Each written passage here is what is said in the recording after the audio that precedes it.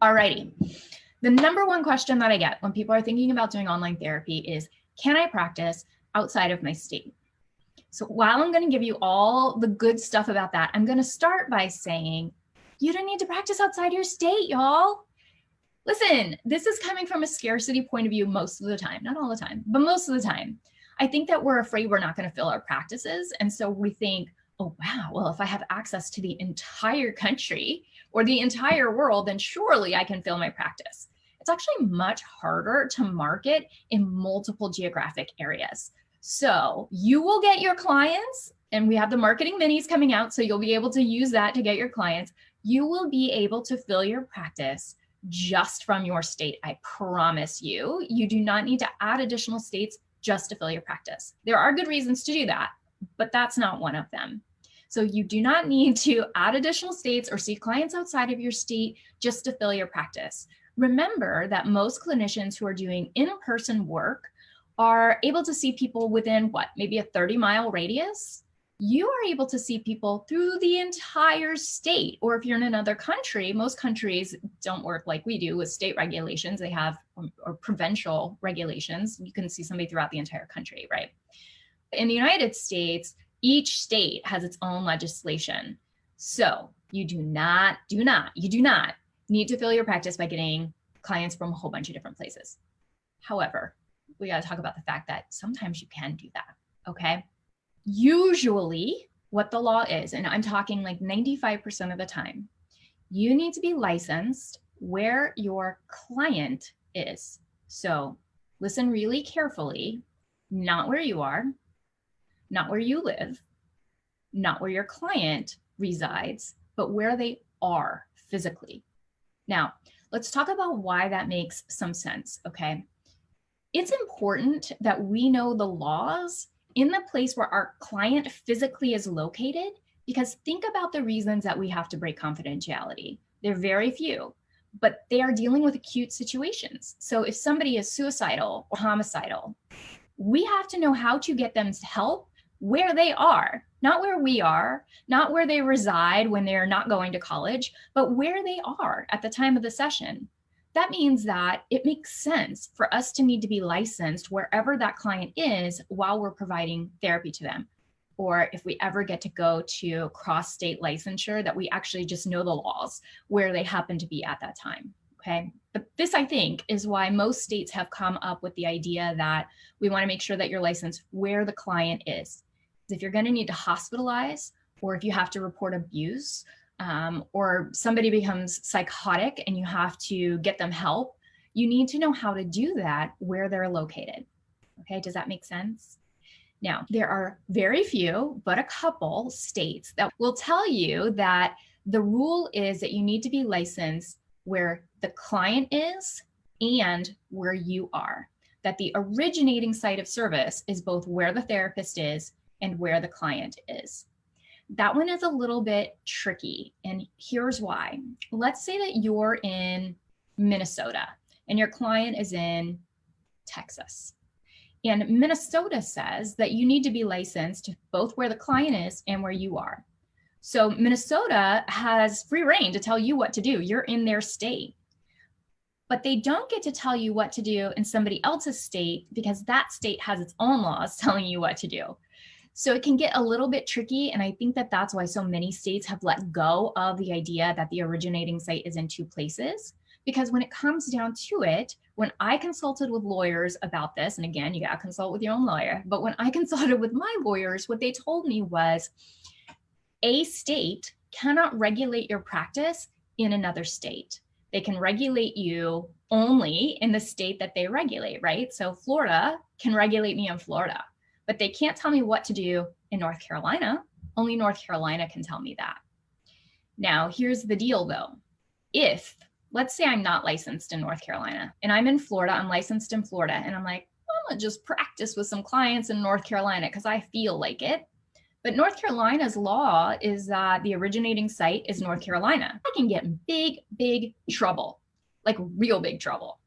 And here's the thing. If you get in trouble in another state, remember when you are doing all your licensure renewal stuff, do you remember that question that they have on there about have you ever been sanctioned by another licensing organization? Now you got to say yes.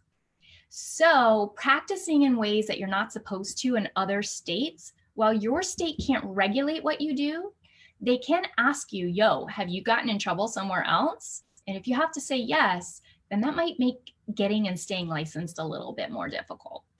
Here's what you do. You check out the law in the state where you are, and you check out the law in the state where your client is. And if you're like, how the hell am I supposed to get to the law? Most websites will have it. All you have to do is look up mental health law and your state, or better yet, use your profession. So I would look up psychology regulations, Florida, and it would pull them up. Or shortcut, you can just email your board. You'll get their email address on the website and say, hey, I'm just cleaning up my private practice policies and procedures. I'd really like to make sure that I've looked at every single regulation that has anything to do with my practice. Can you please link me to all of them? I've done that several times because sometimes it's hard to know, like, did I get all of them? I don't know. So they'll link you to all of them, and then you can read through them. If there's anything in there, this is like an insider trick. If there's anything in there that you're like, I don't even know what that means because it's legalese, my recommendation is that you call your liability insurance company to ask them. And here's why. The state board is created to protect clients. They're not created to protect you. They're created to protect clients. So sometimes when you call them, you're going to get some super conservative responses. But when you call your liability insurance provider, you're going to get conservative and accurate replies. So sometimes I have found that state boards will interpret the regulations, and they're going to interpret them in the most conservative way possible. Now, once they've told me that, then I'm going to feel compelled to do what they're telling me. But if I take the law and I bring it to a lawyer, and remember, your board's often not lawyers, and my liability insurance lawyer says, no, girl, you're good to go, then I know that I can take action on that, and they've got my back. And their job is to protect me. And when they protect me, they protect themselves because they don't want to have to pay anything. They don't want me getting in trouble. So they're going to give me really good advice.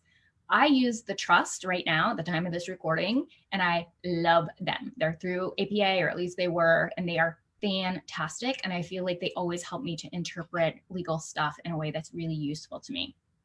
The other little trick that I share in step-by-step is if you need to ask the board for an interpretation about something, then the way that I always do that is I say, I'm reading the regulations and I'm a little bit confused. Could you please tell me if, I don't know, I'm allowed to practice telehealth in your state? And could you please cite the regulations that you are sharing or interpreting or whatever so that I can read over them again myself?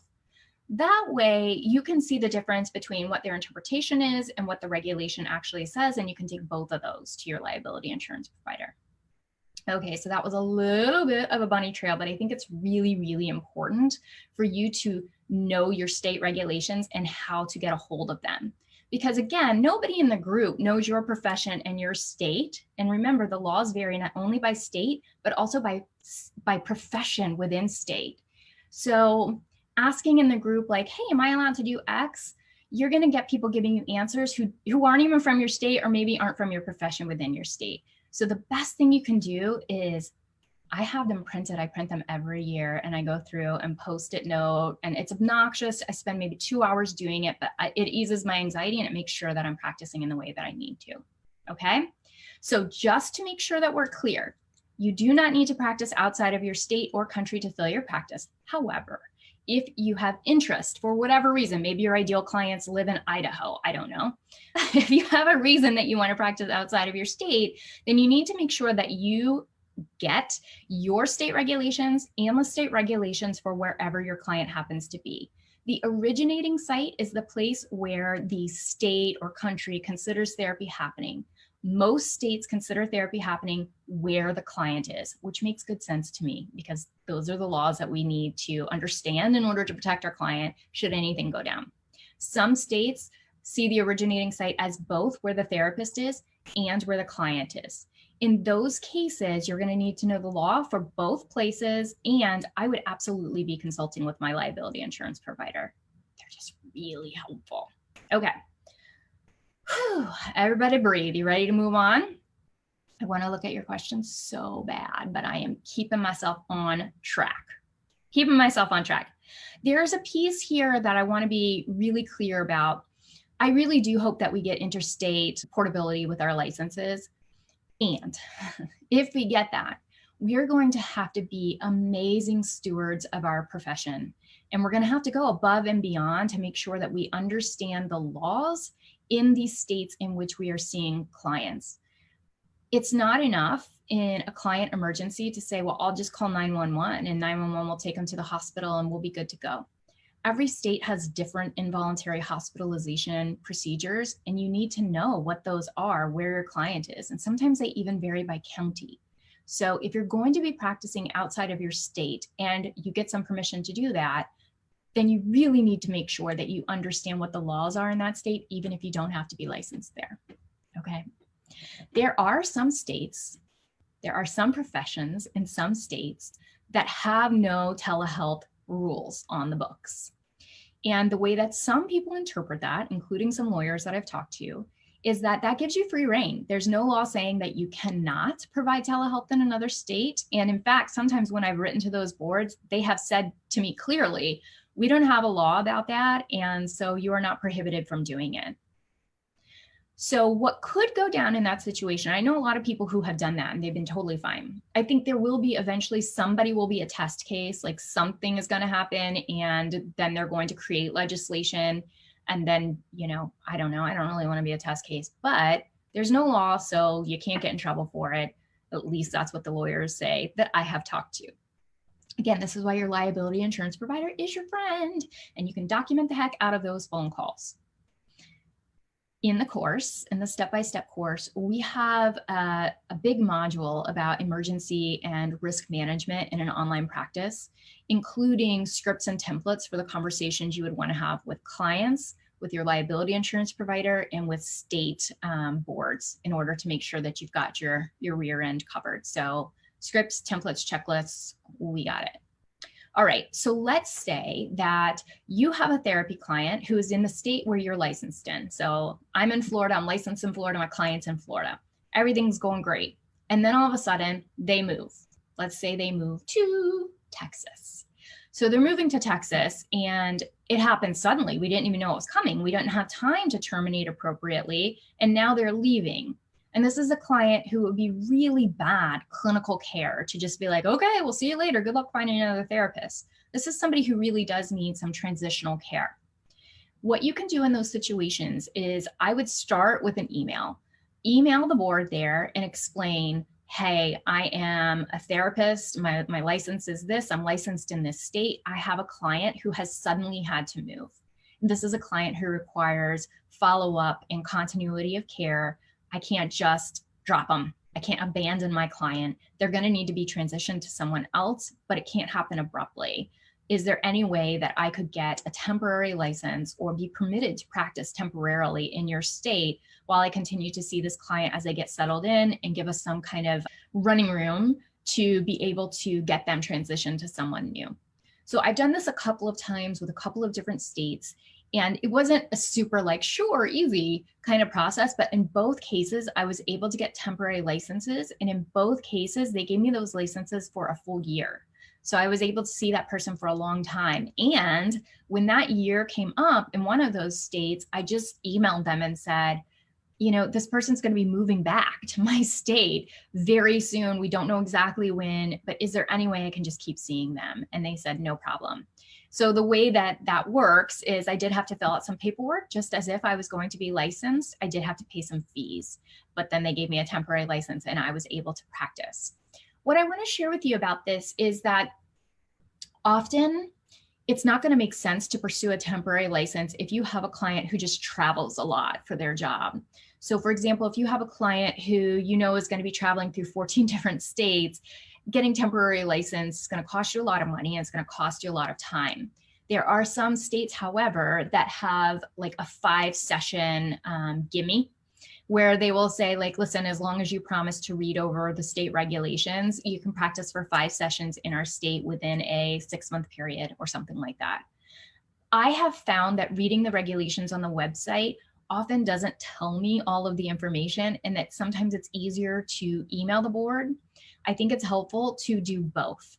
So read the regulations and email, because two things happen. Either the regulations won't have a caveat for these really exceptional situations, and so you might think you're not allowed to do it. Or it's in the regulations, somebody has thought this through, but the board member doesn't know about it yet. And so they're going to say no, because they don't know about it yet. So you have to do your due diligence and find out the information that you need. And then you usually will be able to get at least like a little bit of leeway to practice. So just to reiterate, if you contact the board and you read the regulations, often you can get a little bit of leeway to be able to practice to transition a client over. Sometimes though, they don't want to make up a brand new set of rules to do these like little micro loaners of sessions. And so what they'll say is go through our application process as if you were going to go ahead and get licensed, and then just don't take the test, because a lot of states require you to go to the state to take the test. Are you kidding me? But they do. And so they'll just let you work there for a year. Here's a really interesting thing that you'll find on some of the websites. So this was kind of a fun find. Some of them will say something like, you are allowed to practice for 25 days out of the calendar year in our state without having to get a permanent license. You just have to tell us that you're doing it. For example, one state might say that you have to tell us that you're doing it. And so what they will usually say in detail is 25 days. They do not have to be consecutive. And so what you find when you do a little digging, and again, you want to check this by state, but this is what I found over and over again, is that, so that really means that, let's say every Monday for 25 weeks or every other Monday for 50 weeks, you're allowed to see clients. So think about that for a second. You could stack that day of 8 clients if you wanted to, and you could see 8 clients in that state for every other week for basically the whole year. So those are really fun states to get to practice in. I wish so much that I had an Excel spreadsheet of like every kind of caveat for every state by every profession, but it does not exist. So you do actually have to do the legwork to find out. I'm sorry. It would be so much better if it existed, but it's also changing so fast that even if it did exist, it would be outdated in a month. So the follow-up question that I get about all of this is, well, then can't I just call what I'm doing coaching? That's a hot question. The answer is probably no. So therapists were getting away with that for a little bit, that they were able to just say, well, what I'm doing is coaching. But boards have caught on to that. And what the therapists were doing was not just coaching, they were just doing therapy and calling it coaching. And so that's gotten us maybe more oversight than we would have had otherwise. But what state boards are doing are they're going after, not many, but there are a couple therapists who have had a state board go after them, saying that basically you're doing therapy and you're just calling it coaching and you're not licensed here. So you're in big, big trouble. It hasn't happened a lot, so I'm not trying to fearmonger, but it has happened. If you are legit interested in doing coaching, dude, y'all have the skills to do it. You can absolutely do coaching. You have the skills to do it. However, you want to make sure that it is separate from your therapy practice and that you have very, very clear guidelines about who would be appropriate for one, who would be appropriate for another. Some of the best practices that I've heard about go so far as to have separate LLCs. They keep their records in separate places.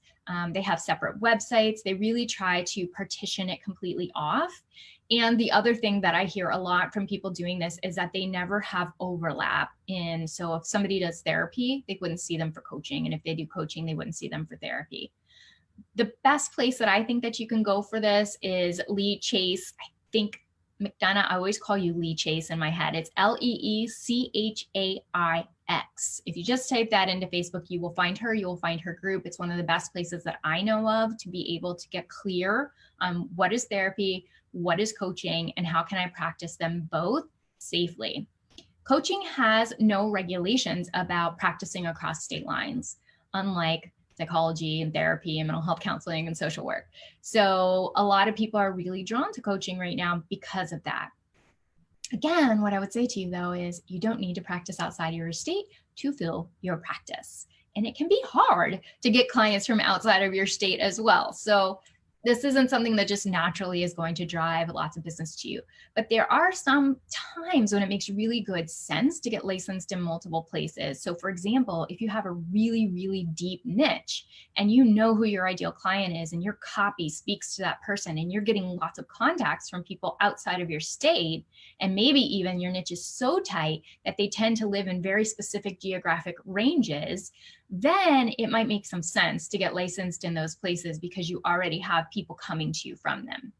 If you're going to get multiple licenses, the way that I think about it is you want to get licenses in places where you're likely to get clients. So I live in Florida. I know lots of people here. I'm likely to get referrals here.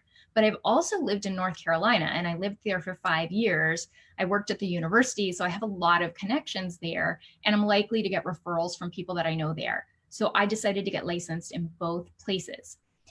So if you have a great referral source in another state, then it would make some sense to me to get licensed there. Willy-nilly getting licensed in lots of places, less sense to me. The other thing to think about is in Florida, a lot of our people split time either between North Carolina and Florida or New York and Florida. So if I was going to get licensed in another state, I might consider getting licensed in New York because so many of my clients live part-time in both places. And because I'm not licensed in New York, if they were to leave and go to New York for half the year, I wouldn't be able to see them while they were there. Probably. I haven't looked at New York licensing stuff, so I'm not totally sure, but you would just have to check that out. Okay. Moving on to country, and then I will look at your questions. Practicing outside of your country. So I think it's so cool that we can serve expats, so US citizens who have traveled abroad, who are having trouble finding a therapist who speaks their native language, who understands their native culture. And online therapy offers them an opportunity to be able to see someone that they can really connect with and who's going to have been trained in the types of therapy that they are familiar with and that they're comfortable with. So practicing outside of your country is kind of an interesting gray area.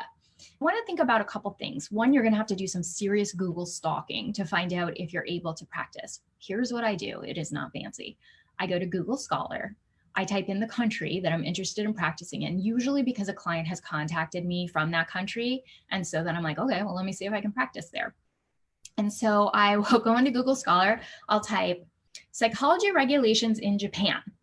And I look for articles that come up about psychology regulations in Japan. Usually they're not spot on, but sometimes they're like, hey, the mental health history of Japan. I go and I read through that. And usually that will include something about whatever regulating body exists. If it doesn't, I go to this is just so wonky. I go to the citations section, to the bibliography in old school language, and I look through and see who looks like they might know something. I look for like Board of Psychology or for somebody who works for a university or something like that. And then it gets really fancy. I Google stalk their email address and I email them. And I say, hi, I'm a psychologist and I'm licensed in Florida in the United States. And I've been contacted by a United States citizen in your country who's seeking therapy. And I do all of my therapy online. I'm wondering if there are any regulations that would prohibit me from being able to see this client in therapy online. Super fancy, right? Then they write back to me. If they say, nah, you're cool, particularly if they've turned me on to an actual regulating organization, then I contact my liability insurance and I say, hey, my state says they can only regulate my practice in my state. This person is in Japan. Japan says it's cool. Is it cool with you? A lot of liability insurance providers will say, no, thank you. We can't like back you up in another country. What I have heard repeatedly from several liability insurance providers that I think is phenomenal is they say this: listen, anything that you could get in trouble for in your therapy practice, you're not going to get sent to that country to face some sort of criminal charges over anything that you could do in therapy. Like it's not gonna happen. So what would happen instead is that person would have to bring some sort of citation or whatever against you in the state in which you are licensed, in which case we would back you up by the laws of the state in which you're licensed. And we think that what you're doing is totally fine. And so I document the heck out of that. We have a little cover your ass thought doc that we have in the course. I document it all, and then I keep it in my records, and I keep a copy in the client records as well. And that way I know that I'm kind of covered and I have protected myself, and I can go ahead and do therapy. There are some things that you need to do to make sure that if this person goes into crisis, that you're able to get them the services that they need.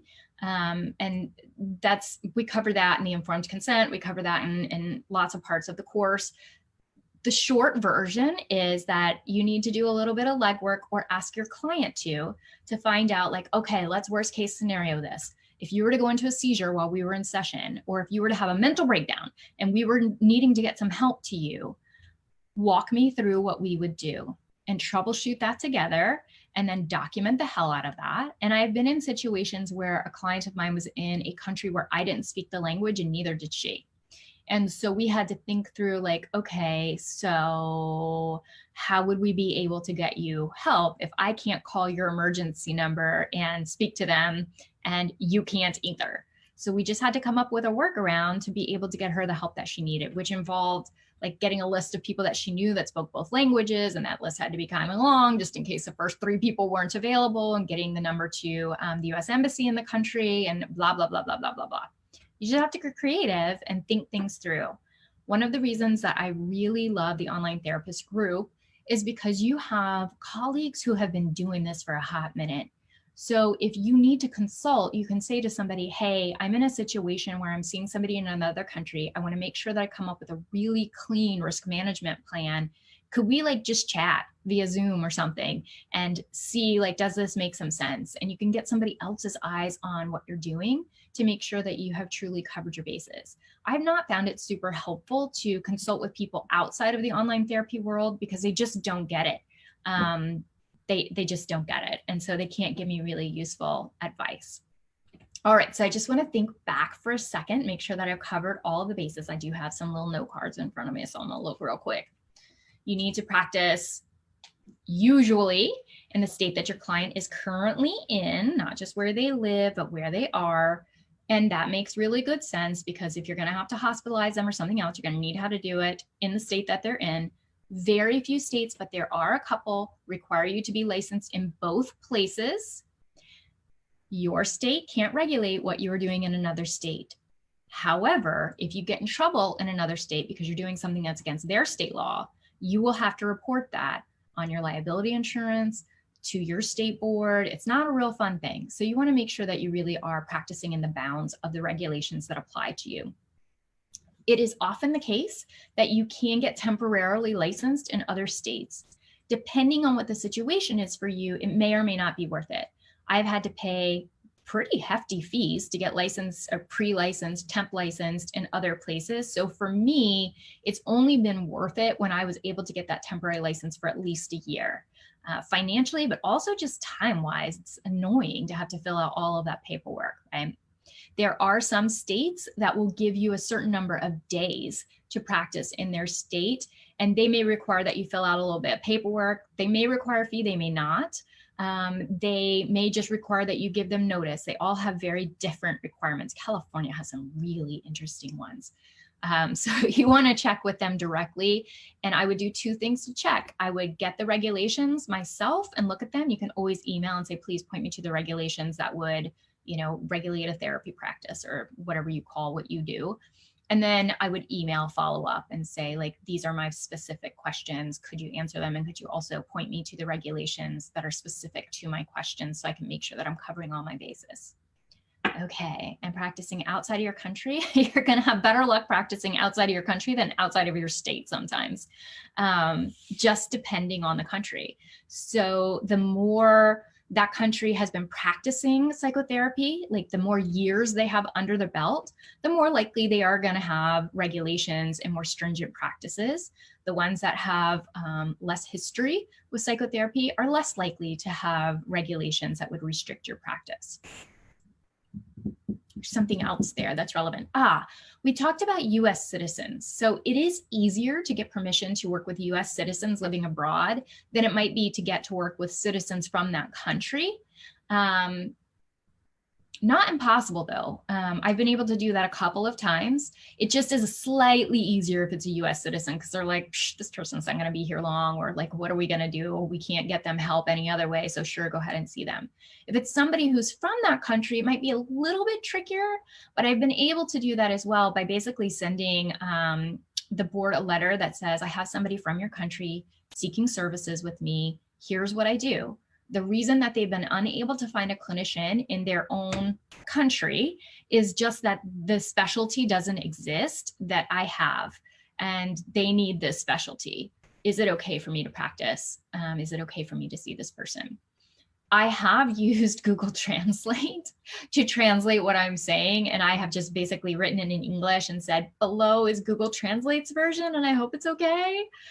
Just to try to be, you know, somewhat thoughtful about the other person on receiving this email.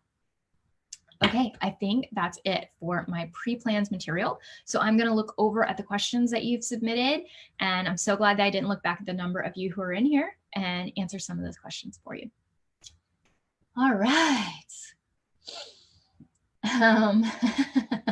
Allison's had a coach who never wanted to discuss this. I'm so glad that so many of you are here. That's awesome. Hey, Connie.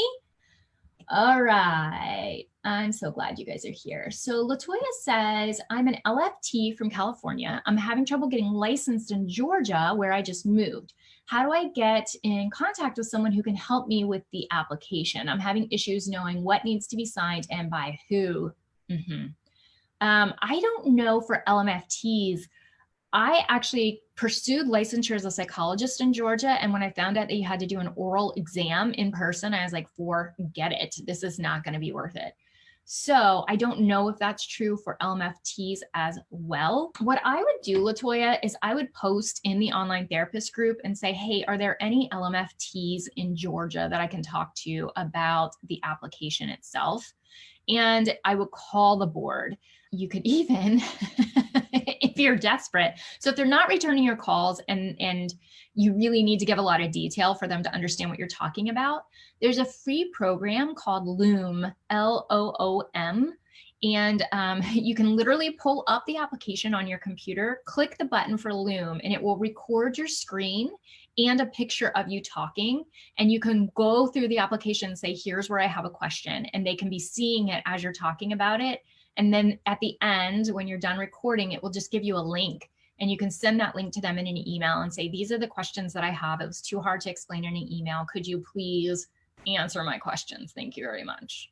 I hope that's helpful. I wish I knew specifically what their rules were so I could give you more information. All right. Oh, good. So Carol is responding about Georgia. Awesome. Yay. See, you guys are connecting. That's fantastic. All right. Lindsay's going to her online session. Yeah, so Nick's asking about the psych pact or the interstate compact. So what's happening is some of our professions are getting wise to the fact that it's a pain in the butt to work across states. More importantly, I think where they started was that it's really a pain in the butt to get licensed in multiple states. I mean, you guys know the number of papers that you have to fill out, and then you have to get your fingerprints, and then you have to get a background check, and blah, blah, blah, blah. It's a lot of stuff. And then you have to upload your transcripts 18 times. So there are some companies that are allowing you to upload all of that stuff into one place so that when you go to apply for licensure in another state, you can just tag them so that they can see all the stuff that you've already uploaded, and then you can just supplement with whatever else it is that you might need specific to that state. So that's one piece. So there are basically banks of your credentials. One of those banks is trying to make it so that, well, I'm combining two things. There is something happening in psychology, and it's happening in other professions as well, but I know more about the one in psychology, where states are saying, listen, Georgia and Florida's rules are similar enough that if you're licensed in Florida, you have met criteria that we would have to work in Georgia as well. So you're good to go. You're fine. Make sure you understand our state regulations. But in terms of just straight up licensure, we know you've seen enough clients. We know you've done enough practicum hours and internship hours. And like, yeah. If this state says that your supervisors are on point, we trust that your supervisors are on point. So that has been growing. And basically the legislation required that there were a certain number of states who got on board before it became actual law. And I'm speaking loosely. I don't want to like misspeak here. So I'm kind of giving you the broad strokes.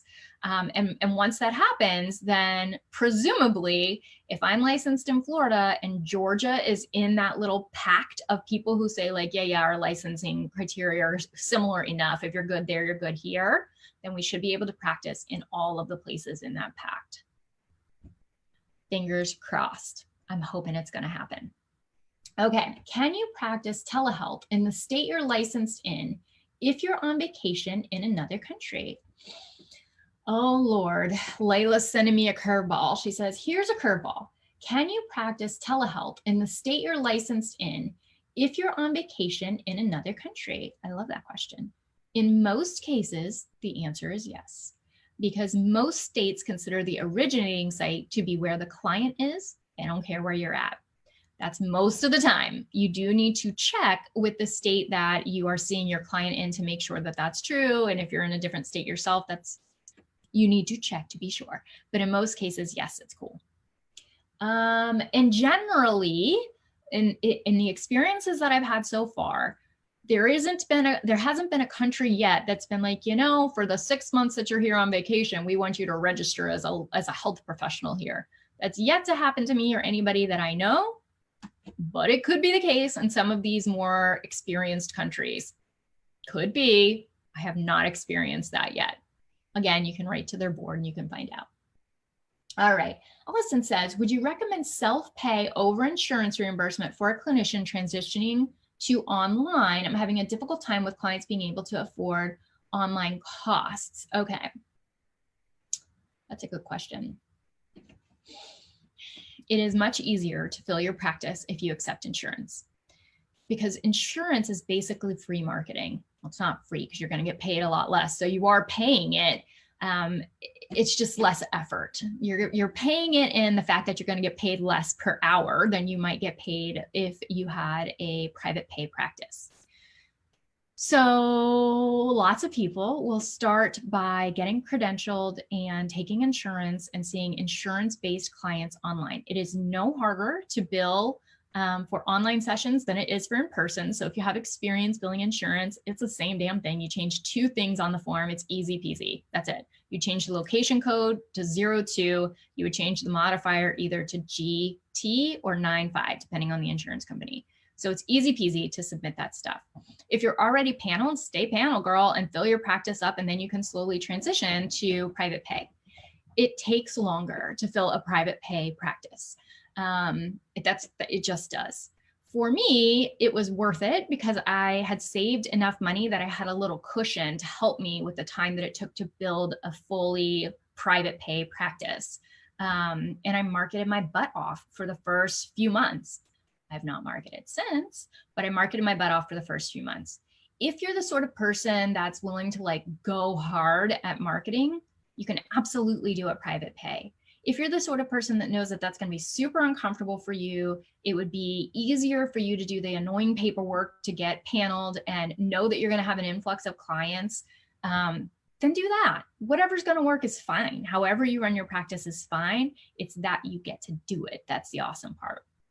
More and more insurance companies are paying equally for telehealth and in-person sessions. Not all of them, but more and more over time. And I think the majority right now are paying the same in person and online. Our insurance experts are Kim Tolson, KYMTOLSON.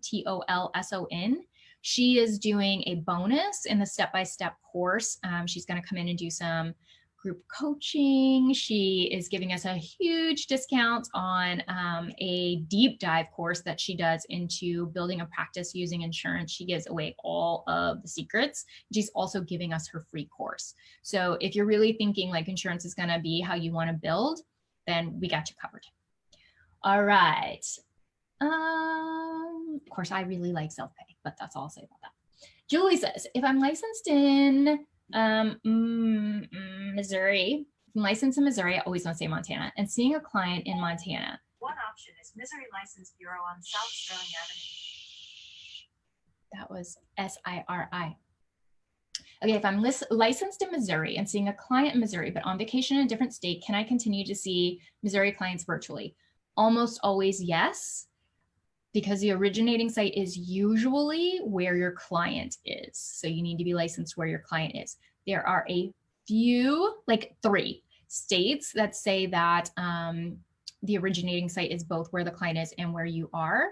There is, on my Get It Going checklist, there is a link to a shortcut to most of the telehealth regulations in every state by every profession.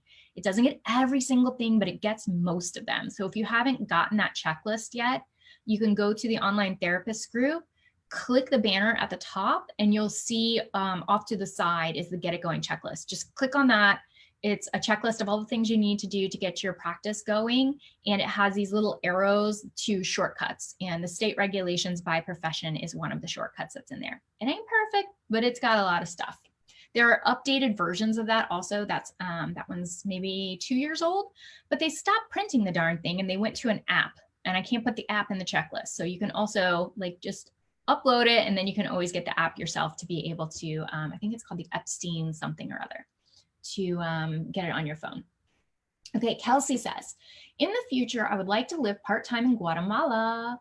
In my experience talking to family via video chat, the internet has been spotty at best. Does having a hotspot solve this problem? Is there a program or device to guarantee good internet no matter where you go? I wish. Also, how do you ensure the internet is secure? Those are great questions. So those are really good questions. And hard. It depends on where you are. You do have to have really good internet service, period. There are, you know what? Email me, Kelsey, and remind me to get you the minimum internet required for a decent connection to use encrypted video software. Email me a reminder. It's dr.amberlida@gmail.com, and I will share that with the whole group. I'll share it with all of you. But that way you could always call Guatemala, the internet provider in the area that you're thinking of living, and ask what the heck is the speed of the internet there to see if it's going to be good enough. There are also internet signal boosters that you can get from many internet companies. So you might want to check with like Comcast Internet, Xfinity, those kind of places, and find out like who the provider is in Guatemala and if there's such a thing as a booster. A hotspot might work.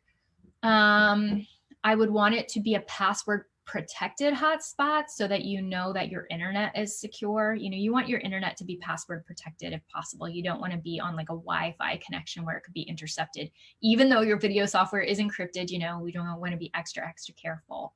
So I would start with calling the internet provider there, email me, and I'll get you that base speed that the internet needs to be. Ask that internet provider if they have signal boosters. You might also ask them about the use of a VPN, because that might be able to get you private internet even if you're on a Wi-Fi. So those are my first best guesses. And let me know what they say. I'm interested. Okay, did I miss Jenny's question? I think I might have missed your question, Jenny. Julie says, in the example you gave about your client moving out of state, is it the state board of their new state that we would need to contact to request a temporary permission to see them? Yes. Or the state they lived in before they moved? No, it's a state they're moving to. So remember, 95% of the time, the state boards want to know about where the client actually is. So they want to know where that client's at when you're providing service.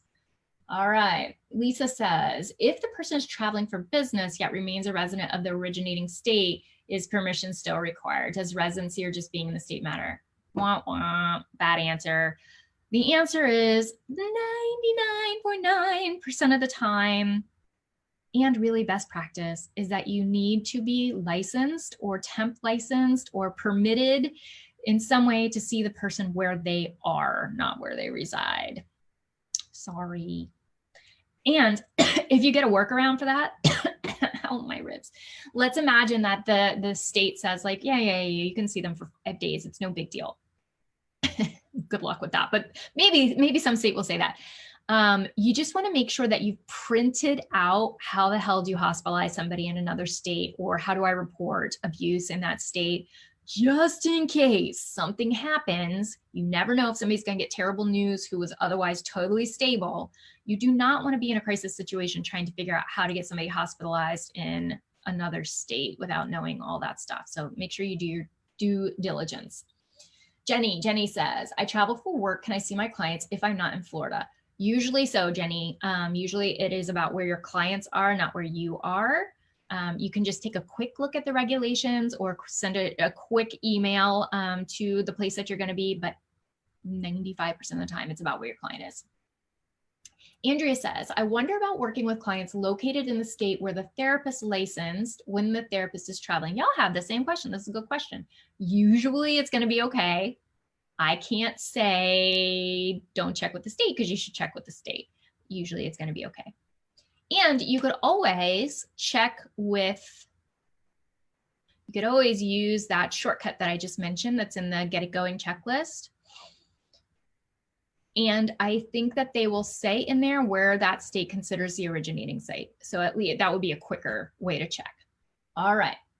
Allison says, my niche is a particular population in various states. Oh, my niche, sorry. My niche is a particular population in various states. I have individuals who contact me from all over North America and we'll talk to them, a consultation, but then feel like I have to drop it there because of license restraints. Ugh, man, Allison, that stinks. That really stinks. So here's what I would suggest. Is there any way that you could provide, could you transform what you would typically cover in therapy into a course or workshops? Is there like enough of a psycho-ed component that you could meet their needs, not through therapy, but through training workshops or a membership site or an online course, something like that? Maybe. It would be a pain to get licensed in multiple states. And maybe if your peeps seem to be coming from like a few places in particular, it would be worth the effort to do that. It really depends on what you're doing with them therapeutically. If it's material that you could easily like do true coaching around and maybe have like a psycho-ed course or psycho-ed workshops, that would be pretty cool. Email me if you think that that might be an idea for you. I'm happy to share a little bit more about that. All right. Kelsey says, have you ever had to contact emergency services on an online? Yes, girl. Yes. I'm going to be careful about how much I say because we're posting this on the public page rather than in the group, although we wouldn't share a lot of any identifying details anyway. But yes, I have on a few occasions had to activate a crisis plan while I was in a session, in an online session. I was really glad that I had my Notebook of Awesome. So your course members will know that we have the Notebook of Awesome where we have all of our policies and procedures, all of our emergency paperwork. So I had like everything that I could possibly need handy already. I had like the involuntary hospitalization forms. I knew where the nearest receiving facility was. I knew what the involuntary process was to get the person hospitalized. I had 2 emergency contacts. So I had somebody to contact for transportation rather than having to go through the police. Yeah, it was a lot. And I've also had somebody who was a client of mine who I had done all that like legwork for ahead of time, but they happened to be traveling when they went into crisis. So I didn't have all of that stuff. But I got a call from them and needed to manage it in a different location. So I was really having to like look stuff up as we were talking. Was it any different than in person? No, it really wasn't. I'm going to give a little bit of explanation on that because I think it's important. I do a lot more work ahead of time to make sure that I have lots of plans in place. Even like I don't bring people into my practice who are high risk because as a solo practitioner, like I'm not available for crisis calls. I'm in session, so I'm not available. I think that's more appropriate for a group practice or an inpatient or an intensive outpatient. So I limit my scope in that way by not bringing people in who are high risk, but you never know what's going to happen in somebody's life and they could become high risk who were previously stable. So I do a lot of pre-planning with every single client, even when there's no evident risk at the intake or the free consult, just so that we're covered. Like we have safety plan. I have safety plans with everybody so that we just know that we're covered. So I think that's one thing that's different. And that's probably me managing my own anxiety as much as anything else. But I think my anxiety would be higher handling an emergency online than it would be in person, partly because I've always worked in agencies. So I've never worked in a solo private practice other than my online practice. So maybe that's the difference. But when you really think about it, like, what are you going to do differently? If I have a client who is suicidal and in person, like in my office, am I going to like tackle them and not let them leave until somebody gets there to help them get to the hospital? No, of course I'm not going to do that. I can't do that online either. So it's not different. The only thing is that because you might not be from their county, for example, you might not know some of the details about how hospitalization works. So here's an example. When I was working in Jupiter, Florida and Boca Raton, Florida. And one area was covered by a mobile crisis response unit, which was amazing. You could call them, they would show up at the client's house, they would do an assessment, they were well trained, they would facilitate a hospitalization if it was needed. Like, they were awesome. But in the other place, they didn't have anything like that. And so getting somebody into a hospital was an entirely different process and a much less pleasant one. So I think it is important that you do research ahead of time. You don't have to be as neurotic as I can be sometimes, but I do think it's really helpful to do that work ahead of time. And it's part of my intake process. It's part of my informed consent process, because I want to know that we know what the heck we're doing. One last tip there, and we cover this in a lot of detail in the course, but I can't leave you without this tip. Make sure that you have the address where the client is while you're doing the session. If they don't know the address, they can send you a GPS coordinate so that you have it in your phone. So make sure you have the address just in case, like if there's even a medical emergency, you're going to want to know where to send an ambulance to. And I like to have 2 emergency contacts that I have a release of information to contact prior to it hitting the place where by state regulations, I would be able to break confidentiality. I just like to have that extra buffer. Like if they fell over in session and hit their head, I want to be able to call their mom if their mom lives in the house with them, and I want pre-approval to do that. So I make sure that I have that little buffer because it just helps me to feel more confident that I'll be able to help them and less kind of anxious on their behalf if things are going badly. Anything else about that? Oh, here's the last tip on that. All of my clients' information is stored in my electronic health records. If the internet goes down, guess what I can't get to? The electronic health records. So what would be real bad is for the internet to go down during a crisis and me not to have their phone number or their address. So please keep a physical copy of their phone number and address. Here's one other thing that you should think about. On my phone, so my personal cell phone has an additional number on it. And that number is through a VoIP, a VoIP. It's through the internet, right? So I have a HIPAA compliant phone number through Ring Central. Because it goes through the internet, if my internet goes down, that phone doesn't work. So I have to use my personal cell phone. So just make sure that you're prepared in case the internet goes down. Have a physical copy of their names, their emergency contacts, their phone number, and their address, and their birthday. Because if you ever have to hospitalize somebody, you need their birthday. And then also make sure that if you are just keeping their phone number in your HIPAA compliant phone, which is almost always going to be an internet phone connection, that you have that phone number written down somewhere else and you have access to a phone that doesn't go down when the internet goes down. Okay, those were lessons learned the hard way. So enjoy. All right. Julie says, when seeing clients from another country, have you had to research whatever that country's version of HIPAA is, or just go by all the policies and practices that you would if you were seeing the client in the US? That depends on the country, and it also depends on if the client has been a US resident or if they are a resident of that country. So there does seem to be a little bit of a difference. Most of the countries where I have seen clients don't have anything like HIPAA. So HIPAA would be the more stringent thing, and I just go by HIPAA. Countries that have something like GDPR or some, another version of HIPAA-like thing, I'm usually not allowed to practice in those countries, so it hasn't come up. All right. Yay, I'm glad that it's helpful.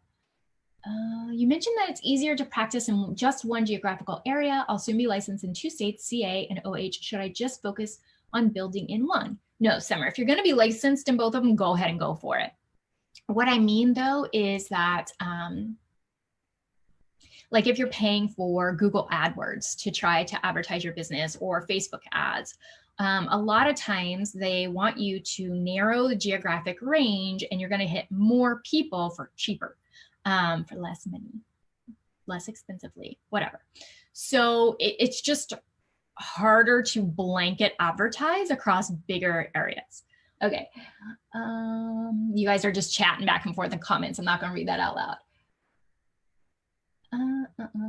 LPCs. Justice wanting to know if LPCs have made that transition online. Yes, because I've coached some of them. So yes. Kelsey. Oh, Kelsey says, I can't believe you provide all this great information for free. I so appreciate it. I'm so glad. Oh, and she's going to save up for the course. Yay.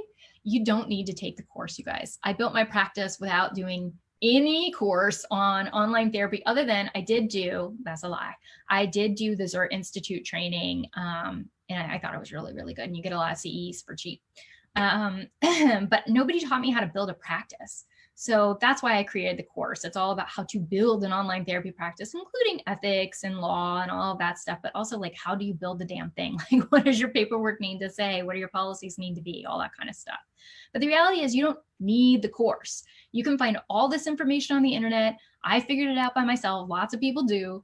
If you just want a shortcut, the course is your shortcut. If you want to make sure that you don't miss anything, if you're kind of like me and you're a little bit neurotic and you want to cover all your bases, the course is a great way to do that. All right, you guys, I'm going to wrap it up and I will see you all really soon. All right, you guys, take really good care.